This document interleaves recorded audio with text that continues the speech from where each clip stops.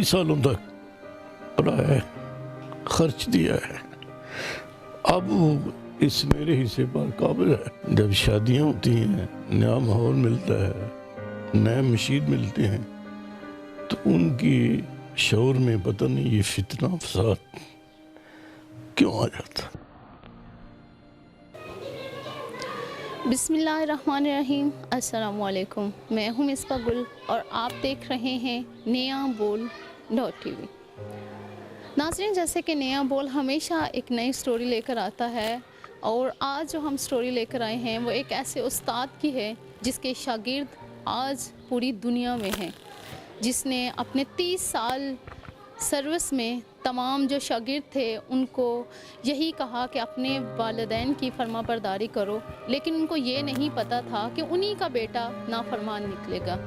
उनके 4 बेटे और 3 बेटियां हैं, उनको पढ़ाया लिखाया, इस काबिल बनाया कि वो मुआशरे में रहते हुए एक अच्छे मुकाम पर पहुंच चुके हैं। लेकिन सबसे बड़ा बेटा जो अभी IT टीचर है, उन्हीं की ज़मीन पर कब्ज़ा करके, बल्कि उनके घर पर कब्ज़ा करके बैठा है और नाफरमानी की तमाम हदें पार कर रहा है। अगर मेरा कैमरामैन दिखाए तो ये वो घर है जिस पे उसने कब्ज़ा कर लिया है और अपने बाप को इस घर से बाहर निकाल दिया और कहा है कि आप यहाँ पे नहीं रह सकते, और नाफरमानी की तमाम हदें पार कर चुका है। उनकी जो वालिदा हैं वो भी अभी हयात हैं, वालिद हयात हैं, अपने बहन भाइयों से कोई ताल्लुक़ नहीं है। शादी के बाद नाफरमानी क्यों? अभी हम उनके जो वालिद हैं उनसे बात करते हैं और उनसे पूछते हैं कि इस तरह का रवैया उसने क्यों रखा हुआ है। तो आएँ उनके वालिद जो हैं उनसे बात करते हैं, तो आएँ हमारे साथ।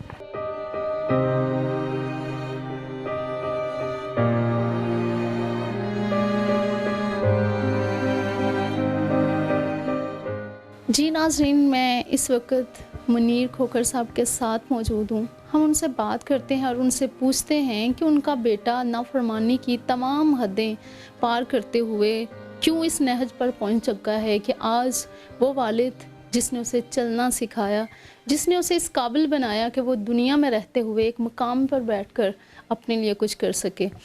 तो उनसे हम बात करते हैं और उनसे पूछते हैं। अस्सलाम वालेकुम। वालेकुम सलाम। ये बताइएगा कि जैसे आपका जो बेटा है क्या करता है और इस तरह क्यों वो नाफरमानी जो है वो कर रहा है आपके साथ? बेटा IT टीचर है, ग्रेड 17 में, और मेरी तरफ से कोई ऐसी बात नहीं है कि मैं उसे कोई तंग करना चाहता हूँ। पता नहीं उसको उसके किसने सिखाया है कि वो मेरी नाफरमानी पर उतरा है।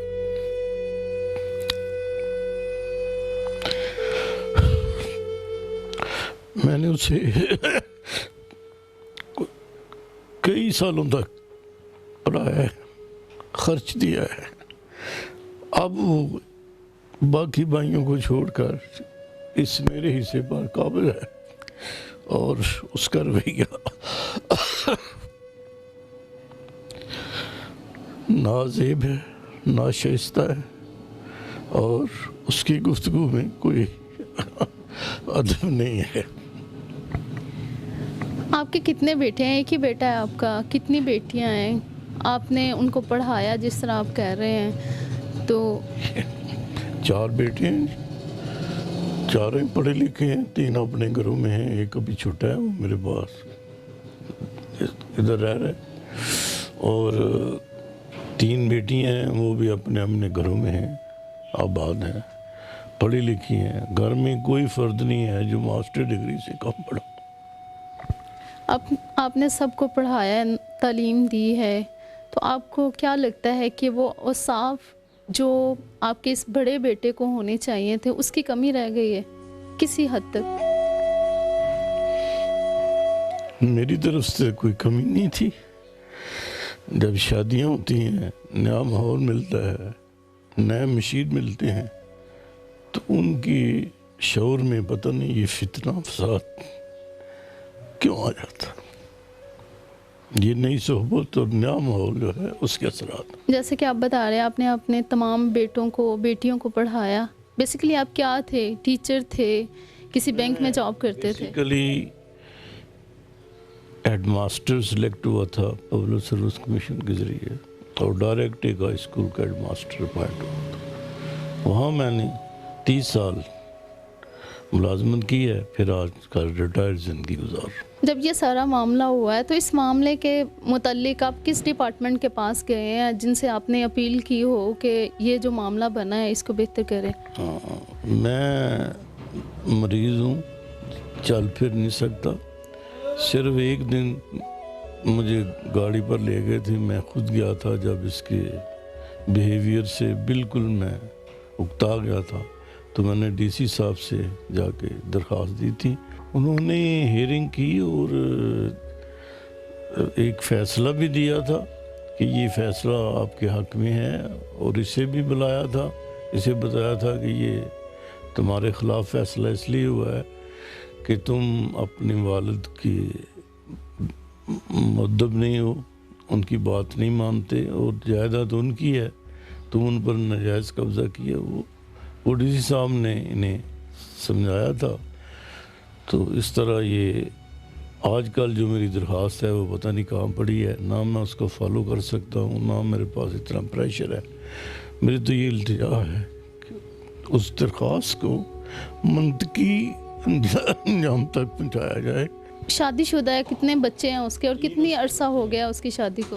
5 साल हो गए शादी को, 3 उसके बच्चे हैं।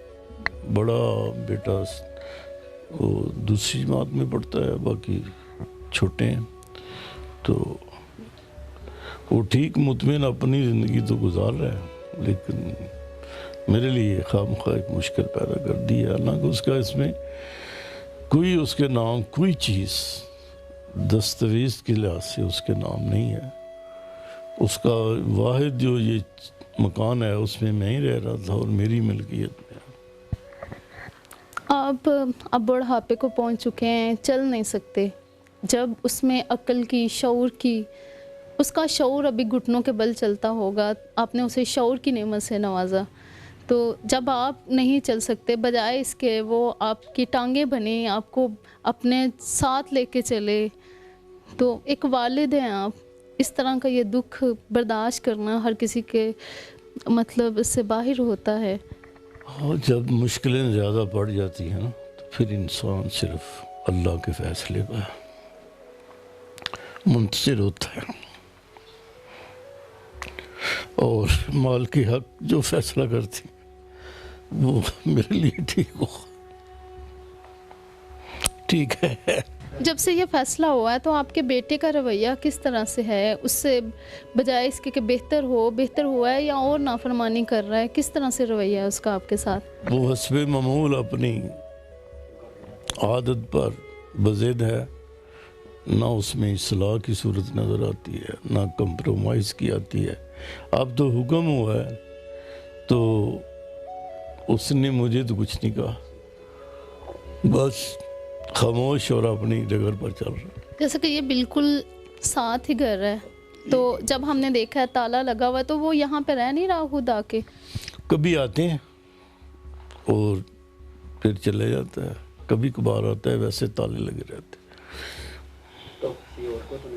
किसी और को दिया हुआ है इसका कब्जा, या फिर कोई और यहाँ पे आके रह रहा है? मैंने कोई नहीं देखा, अभी ताले ही देखता हूँ कि ताले लगे हुए हैं, और कभी कोई देखें तो वो आया है या उसकी बेगम आई है तो वो खोल के कुछ देर के लिए ठहरते हैं, फिर कब जाते हैं ये मुझे नहीं पता। जब वो अपने बच्चों के साथ रह रहा है, बीवी के साथ रह रहा है, आपको वो कुछ नहीं दे रहा, आपकी ज़मीन पे कब्ज़ा कर रहा है, तो आपने उनको ये नहीं कहा कि जब वो अपनी बीवी के साथ रह रहा है तो जाहिर सी बात है अपनी तनख्वाह भी उन्हीं पे खर्च करता होगा? वो उसने इस पर ये लगाया था ना इल्ज़ाम, हमें नहीं पता, उसने मैं इग्नोरेंट हूँ जी, मुझे नहीं पता वो क्या कर रहा है। उसने इस तरह का जवाब दे दिया, उसकी मर्ज़ी है जो जवाब दे दे। जी नाज़रीन, आपने इनकी बात सुनी। उनका यही कहना है कि जो मुतलका अदारे हैं उनको चाहिए कि ये जिस घर पे उनके बेटे ने कब्ज़ा किया हुआ है वो बाजियाब करवा के दें। और यहाँ पे सवाल ये भी उठता है कि जो बेटियाँ ब्याह के दूसरे घर में आती हैं उनको चाहिए कि वहाँ पे जो वालिदैन मौजूद हैं, बजाय इसके कि उनके बेटे को उनसे दूर कर लें, उनको हकारत की निगाह से देखें, बल्कि उनका भी एहतराम उसी तरह से करें جس طرح سے وہ احترام اور عزت اپنے ماں باپ کو دیتی ہیں، اور یہاں پہ جو رہنے والے لوگ ہیں جو اس گھر میں رہتے ہیں تو ان کو چاہیے کہ وہی احترام اس گھر کے تمام لوگوں کو دیں تاکہ کوئی گھر اجڑے نہیں۔ اب یہاں پہ سوال یہ بھی اٹھتا ہے کہ وہ والد جس نے اپنے بیٹے کو اس مقام تک پہنچایا کہ وہ آج ایک اچھی پوسٹ پہ ہے، اس کے بال سفید ہو چکے ہیں، اس کو پڑھایا لکھایا، اس قابل بنایا کہ وہ معاشرے میں رہتے ہوئے بجائے اس کے کہ حقارت کی نگاہ سے دیکھا جائے، ایک عزت کے مقام سے دیکھا جاتا ہے، دوسرے بھی تمام بیٹوں کو اس قابل بنایا کہ وہ بھی ایک اچھی پوسٹ پہ بیٹھ کر اچھا کما رہے ہیں، اپنے بیویوں کے لیے اپنے بچوں کے لیے کر رہے ہیں، تو اس کو بھی اس طرح سے نہیں کرنا چاہیے تھا۔